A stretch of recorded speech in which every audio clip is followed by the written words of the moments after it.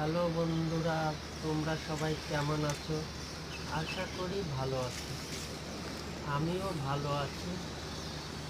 আজকে আবারও একটা নতুন ভিডিওতে তোমাদের স্বাগত জানাই। আজকে ডাব কাটতে গিয়েছিলাম, তো গাছের মাথায় উঠে ভিডিও করলাম। কেমন লাগলো ভিডিওটা তোমরা কমেন্ট করে জানিও।